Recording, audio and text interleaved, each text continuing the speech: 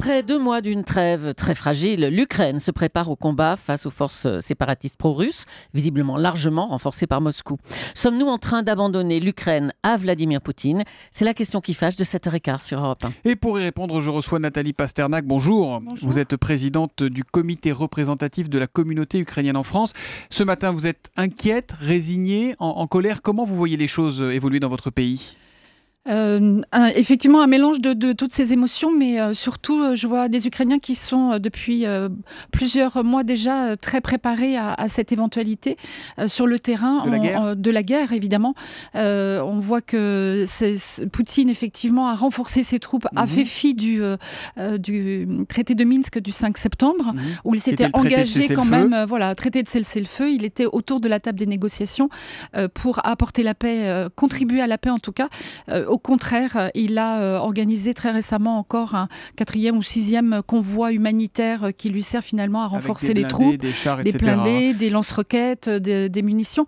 Donc sur le terrain, il n'y a eu qu'une escalade et des combats et des tirs, puisqu'il y a même des tirs enregistrés et de l'OTAN et des observateurs de l'OSCE. Il a à peu près tenu quand même ce cessez-le-feu depuis septembre. Non, on a quand même évité des massacres. Des massacres, non. Enfin, on meurt tous les jours en Ukraine. Donc, et les populations sont visées, les populations civiles sont visées par les terroristes qui tirent sur les villes, sur les villages, sur les écoles, par des terroristes armés par les Russes, par des Russes également, puisque aujourd'hui, c'est un fait avéré. Il y a effectivement des troupes russes sur le territoire de l'Ukraine. Vous dites que c'est Vladimir Poutine qui tire aujourd'hui ? Oui, je dis aujourd'hui que c'est Vladimir Poutine qui tire, bien sûr, oui. Cela dit, Nathalie Pasternak, le monde ne fait pas rien. Hier soir encore, il y avait une réunion du Conseil de sécurité de l'ONU. C'est la 26e session consacrée à ce conflit. Ça met quand même la pression sur Moscou. Le monde entier regarde ce qui se passe là-bas. Tout le monde regarde, mais quelle pression? Quel moyen on a pour l'arrêter? Il continue de toute façon. Il y a des mesures économiques qui ont été prises. Mais plus de sanctions annoncées, alors qu'il faudrait justement renforcer les sanctions. C'est justement là qu'on fragilise la Russie, et Poutine particulièrement, et tous les oligarques qui sont autour de lui. C'est-à-dire on ne va pas bombarder Moscou non plus. Non, on ne va pas bombarder Moscou, mais on a encore des moyens de pression sur les sanctions, par exemple, économiques, sur la non-délivrance de visas pour que tous ces gens arrêtent d'envoyer aussi leurs enfants dans les universités occidentales, l'Occident sur lequel ils veulent tirer.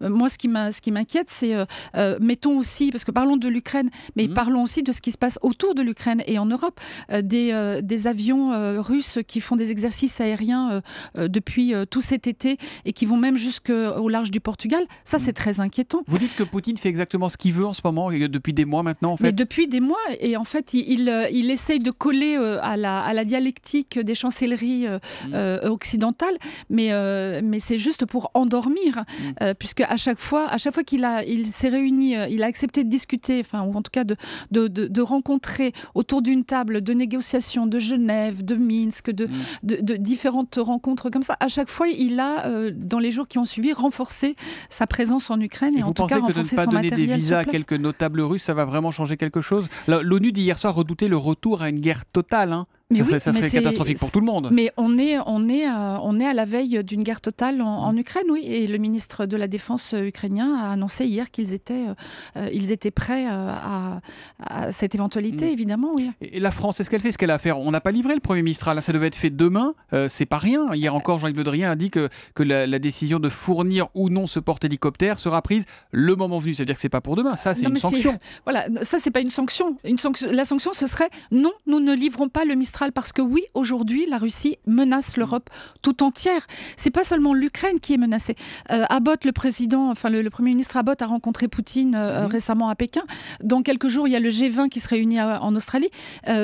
Il a été question du MH17 avec les preuves qui ont été apportées de cette organisation par la Russie, du crash quand même. Et qu'est-ce que Poutine répond? Il répond avec la présence de 4 navires de guerre russes au large des côtes de l'Australie. Donc à chaque fois, c'est une menace. Il surenchérit dans la menace. Donc maintenant, je pense qu'il faut vraiment qu'on appelle cette guerre une guerre. La Géorgie... Si c'est une guerre, il faut faire la guerre. Alors dans ce cas-là, il faut y aller. S'ils attaquent, il faut envoyer des armées Alors les Ukrainiens, en tout cas, les Ukrainiens attaqués vont répondre par les armes. Je ne dis pas que les Européens doivent répondre avec les armes, mais en tout cas, la France ne doit absolument pas livrer ce Mistral.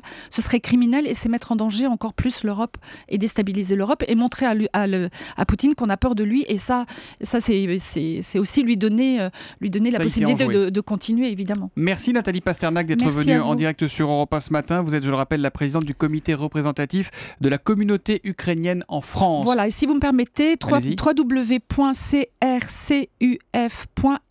pour avoir toutes les informations en direct sur le conflit en Ukraine. Le message est passé. Merci, bonne journée à vous. Merci.